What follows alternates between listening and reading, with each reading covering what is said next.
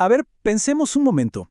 ¿Qué es la historia? Si lo primero que se nos viene a la cabeza es una lista aburrida de fechas y nombres, bueno, nos estamos perdiendo la mejor parte. Porque, miren, la historia no es un archivo polvoriento, para nada. Es más bien una investigación. Podríamos decir que es el misterio más grande de todos, el pasado de la humanidad. Y justo hoy vamos a ponernos el sombrero de detective y a ver cómo se resuelve este caso. Y claro, la pregunta es abrumadora.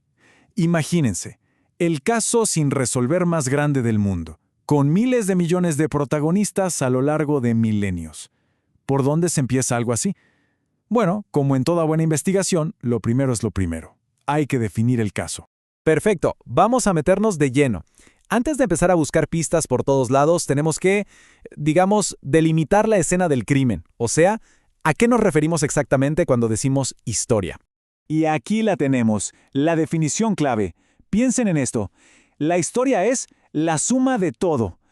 Cada guerra, sí, pero también cada invento, cada obra de arte, hasta cada conversación. Es en esencia la narración completa de la experiencia humana. No se trata solo del pasado como algo que ya fue, sino del conocimiento que acumulamos sobre ese pasado. Ok, y aquí llegamos a un punto fundamental. Tal vez la distinción más importante para cualquier detective del pasado. Es una de esas ideas que una vez que la entendemos, lo cambia todo. Y es la diferencia entre lo que pasó y cómo estudiamos eso que pasó. A ver, para que quede súper claro, pensemos en esto. La caída de un imperio, eso es el suceso, ¿verdad? El hecho. Pero todos los libros, los documentales, los debates que intentan explicar por qué se cayó, bueno, esa es la investigación. Son dos cosas completamente distintas, aunque relacionadas.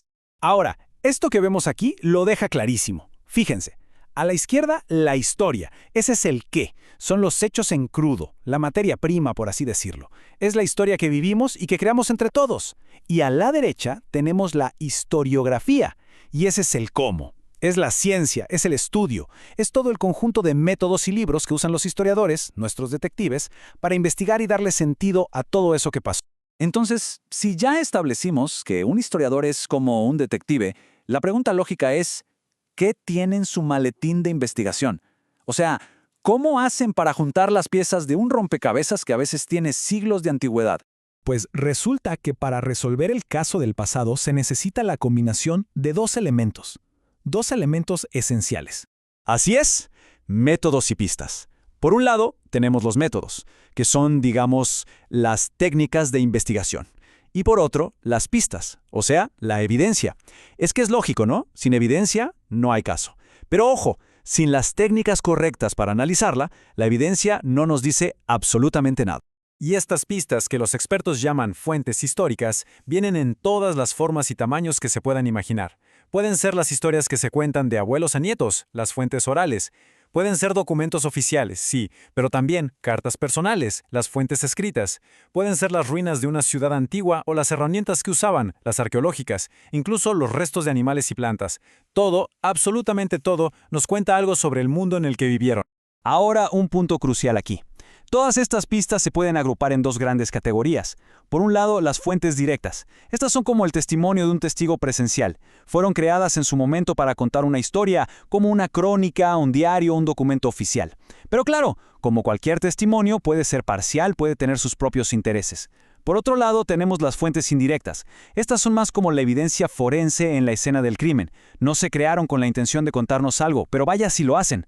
Un jarrón roto, los cimientos de un edificio, no intentaban dejar un mensaje, pero nos dan un montón de información sobre la gente que los hizo y cómo vivían. Y este ejemplo es perfecto para ilustrar el poder que tiene una fuente. Una pintura rupestre es una ventana directa a la mente de alguien que vivió hace miles de años. Es una fuente arqueológica, claro, pero en cierto modo también es directa. Es un mensaje dejado a propósito para quien lo encontrara. Pero de nuevo, las pistas solas nos sirven de mucho si no tenemos los métodos correctos para analizarlas.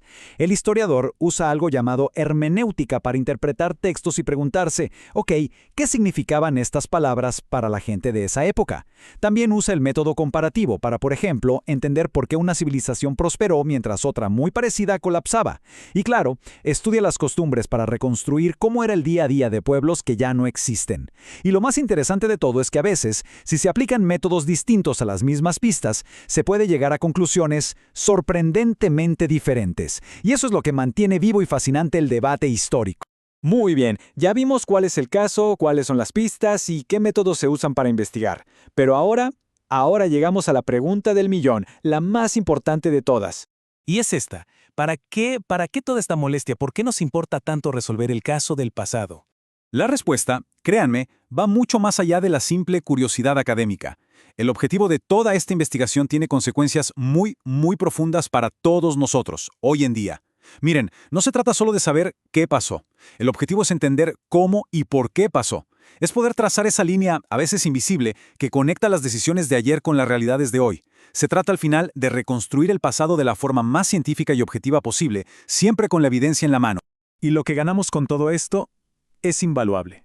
Estudiar la historia nos da perspectiva, nos ayuda a entender de dónde venimos, a conectar con nuestras raíces culturales. Nos permite comparar nuestra sociedad con otras, del pasado y del presente. Y sobre todo, nos obliga a reflexionar sobre cómo las acciones del pasado siguen resonando, siguen teniendo eco en nuestro mundo actual. Porque al final del día, resolver el caso del pasado no se trata solo de resolver un misterio antiguo, se trata de resolver el misterio de quiénes somos hoy. Cada pista que se descubre, cada texto que se interpreta, nos acerca un poquito más a comprender la increíble, compleja y fascinante historia de la humanidad, que es, al fin y al cabo, nuestra propia historia.